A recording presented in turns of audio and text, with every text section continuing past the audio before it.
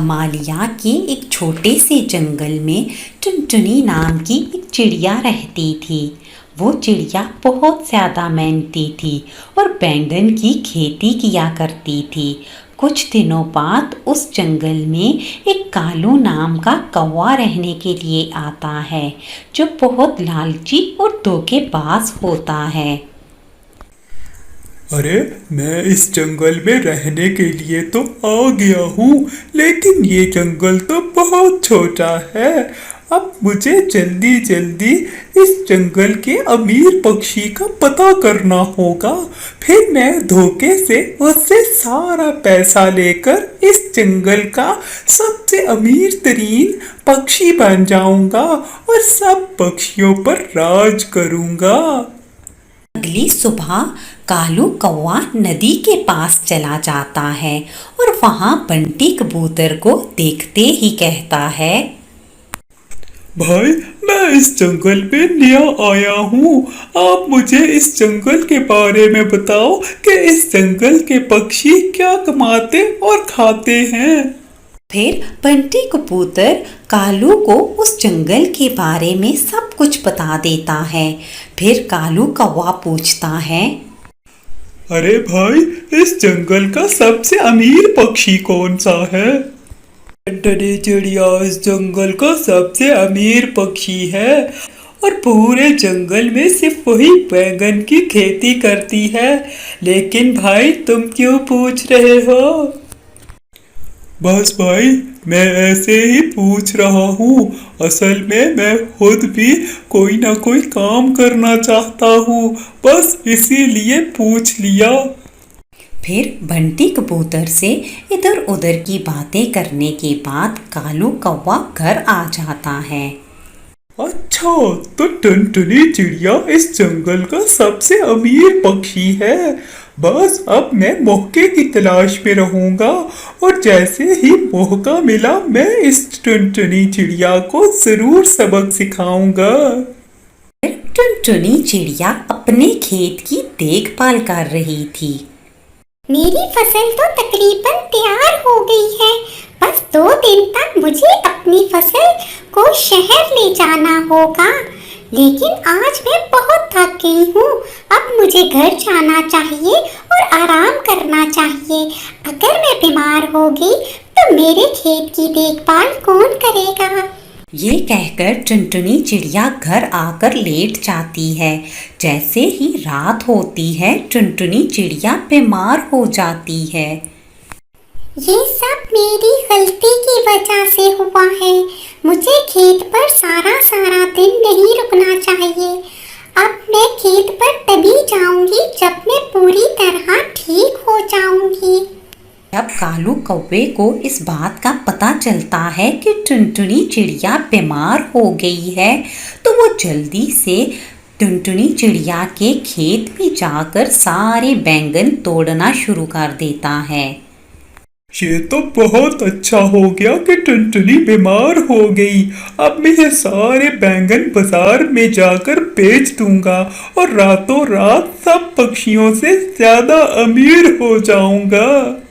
फिर वो सारे बैंगन बाजार में ले जाता है। इतने में सुंदरी काकी, जो वहाँ किसी काम से आती हैं, कालू को बैंगन बेचते हुए देख लेती हैं, तो उसके पास आती है और कहती है, अरे, तुम कौन हो? ये बैंगन की खेती तो इस जंगल में सिर्फ टुनटुनी चिड़िया करती है। ये बैंगन तुम्हारे पास कैसे आए? इससे पहले तो मैंने तुम्हें इस जंगल में कभी नहीं देखा। काकी, मैं इस जंगल में नया आया हूँ और टुनटुनी चिड़िया बीमार है। उसी ने मुझे ये बैंगन बाजार में फरोख्त करने को कहा है। फिर थोड़ी ही देर में सारे बैंगन फरोख्त करने के बाद कालू कौवा खुद से कहता है, इससे पहले कि ये सुंदरी काकी टुनटुनी चिड़िया को जाकर सारी बात बताए, मैं यहाँ से चला जाता हूँ। ऐसे भी ये जंगल बहुत छोटा है और मुझे जरा पसंद नहीं आया। ऐसे भी मेरे पास इतने पैसे हो गए हैं कि मैं दूसरे जंगल में जाकर 1 साल आराम से बिता सकता हूँ। कहकर कालू कौवा वो जंगल छोड़कर हमेशा हमेशा के लिए चला जाता है। दूसरी तरफ जैसे ही टुनटुनी चिड़िया की तबीयत ठीक हो जाती है तो वो खुद से कहती है, अब तो मैं पूरी तरह ठीक हो गई हूँ। अब मैं जाकर सबसे पहले अपने खेत को देखकर आती हूँ और शाम को जाकर सारे बैंगन तोड़कर सुबह शहर ले जाऊंगी। टुनटुनी चिड़िया अभी रास्ते में ही होती है कि उसकी मुलाकात सुंदरी काकी से हो जाती है। अरे टुनटुनी, खेत की तरफ क्यों जा रही हो? तुम्हें कुछ दिन आराम करना चाहिए, ऐसे भी तुम्हारी फसल तो बिक चुकी है। टुनटुनी चिड़िया सुंदरी काकी की बात सुनकर हैरान रह जाती है और कहती है, लेकिन काकी, मैं तो 2 दिनों से बीमार थी और अपने खेत की तरफ नहीं गई। फिर सुंदरी काकी टुनटुनी चिड़िया को कालू कौवे से होने वाली सारी बात बता देती है और साथ ही कहती है, टुनटुनी, ये कालू तो बहुत ही धोखेबाज निकला। वो और भी बहुत से पक्षियों को धोखा देकर इस जंगल को छोड़कर चला गया है।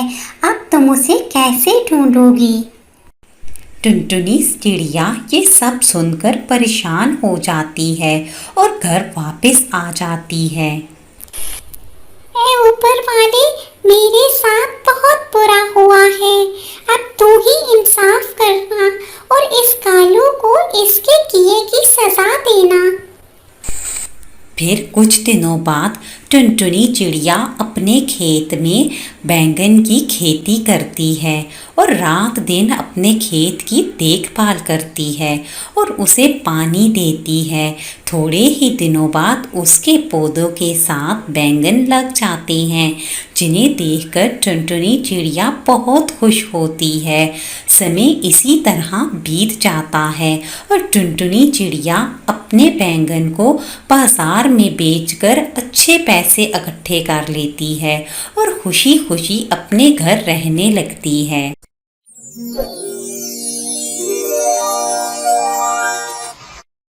टुनटुनी चिड़िया का सीतापुर जंगल में एक खेत था जिसमें वो अपनी फसल उगाती थी और उन पैसों से अपना घर चलाती थी।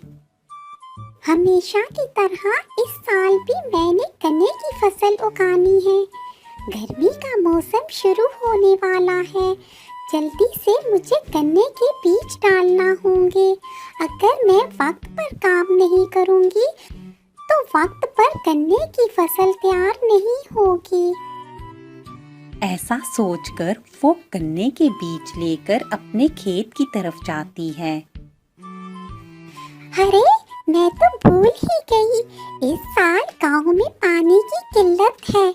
मुझे अपनी खेती के लिए तो पानी चाहिए ही होगा, वरना इस साल मैं अपनी गन्ने की काश्त नहीं कर पाऊंगी और इस तरह अपने घर का खर्चा चलाना भी मुश्किल हो जाएगा। तभी साथ वाले खेत का मालिक कालू सेठ उसके पास आता है और कहता है, अरे टुनटुनी, तुम गन्ने के बीज साथ लेकर आई हो, फिर क्या सोच रही हो? अपने गन्ने की खेती शुरू करो फिर। सेठ जी, आपको तो पता है ना कि मैं हर साल गन्ने की खेती करती हूँ, लेकिन इस साल पानी ना मिलने के कारण मुझे लगता है कि मैं अपने गन्ने की खेती नहीं कर पाऊंगी और अपने घर का खर्चा मैं फिर कैसे चलाऊंगी। बस यही सोच कर मैं परेशान हूँ। अरे, तुम पानी के बारे में इतना सोच रही हो? इस सारे गांव में सिर्फ मेरे खेत में मोटर की वजह से पानी आता है। तुम मेरे खेत से मोटर लगा के पानी ले लो और अपनी फसल उगाओ। सेठ जी, आपका बहुत बहुत धन्यवाद। मैं आपका ये एहसान कभी नहीं भूलूंगी। ऐसा कहकर कालू सेठ की मोटर से पानी लेकर टुनटुनी अपने गन्ने की खेती करती है और फिर कुछ ही दिनों में टुनटुनी चिड़िया के गन्ने की फसल तैयार हो जाती है और उसमें गन्ने उग आते हैं। अपने गन्ने की इतनी अच्छी काश्त देखकर टुनटुनी चिड़िया खुश हो जाती है। इस दफा तो हर साल से ज्यादा मेरे गन्ने की फसल उगी है। इसका मतलब है इस दफा मेरा मुनाफा भी डबल होगा। फिर अगले ही रोज टुनटुनी चिड़िया मंडी में अपना गन्ना फरोख्त कर देती है। इतने में कालू सेठ दुकान पर गन्ना फरोख्त करते हुए टुनटुनी चिड़िया को देख लेता है। टुनटुनी को गन्ने की फसल का बहुत पैसा मिला है। ये सब मेरे पानी देने की वजह से मुमकिन हुआ है। अगर मैं पानी ना देता तो वो गन्ना ना उगा पाती, इसलिए उसके आधे पैसों पर तो मेरा हक बनता ही बनता है। ये कहकर वो टुनटुनी चिड़िया के पास जाता है और कहता है, अरे टुनटुनी, मेरे पानी देने की वजह से तुम्हारी गन्ने की फसल बहुत अच्छी हुई है। हाँ सेठ जी, आप सच कह रहे हैं। आपके पानी देने की वजह से आज मेरे गन्ने की फसल अच्छी हुई है और मेरे पास पैसा आया है। तो तुम ये बात मानती हो ना टुनटुनी? फिर जो तुम्हारे पास पैसा है उसमें आधा हिस्सा मेरा है। ठीक है सेठ जी, ये अपना आधा हिस्सा ले लो। आप ही की वजह से तो मेरे पास पैसे आए हैं। ये देखकर कालू सेठ खुश हो गया और बोला, मैं तो सोच रहा था कि तुम मुझे पैसे नहीं दोगी और फिर मुझे तुमसे लड़ाई करना पड़ेगी। है, तुमने पैसे देकर बहुत अच्छा किया। ये अच्छाई ये तुम्हारे काम आएगी। फिर अगले रोज टुनटुनी चिड़िया अपने गन्ने की बाकी फसल लेकर मंडी में बेचने के लिए जाती है, लेकिन अब की बार उससे कोई भी गन्ने की फसल नहीं खरीदता। ये देखकर वो परेशान हो जाती है। ऐ ऊपर वाले, ये क्या हो गया? रात ही रात सब बदल गया। कल तक मुझसे हर कोई गन्ना खरीदने के लिए तैयार था, लेकिन आज तो मंडी में गन्ने की डिमांड ही नहीं है। मैं इतना सारा गन्ना लेकर कहाँ जाऊँ? अगर ये गन्ना इसी तरह पड़ा रहा तो ये खराब हो जाएगा और मेरी सारी मेहनत जाया हो जाएगी और मैं बर्बाद हो जाऊंगी। ये सोचकर वो परेशान हो जाती है। तभी उसके जहन में एक आइडिया आता है। क्यों ना मैं गन्ने का जूस बेचना शुरू कर दूं? इस तरह मेरा गन्ना भी फरोख्त हो जाएगा और मुझे मुनाफा भी होगा। फिर अगले ही दिन से वो गन्ने का जूस बेचना शुरू कर देती है। इस तरह उसका सारे का सारा गन्ना फरोख्त हो जाता है और उसे खूब नफा होता है। और फिर वो इसी तरह गन्ने की खेती करके उससे जूस बेचकर खुशी खुशी रहने लगती है।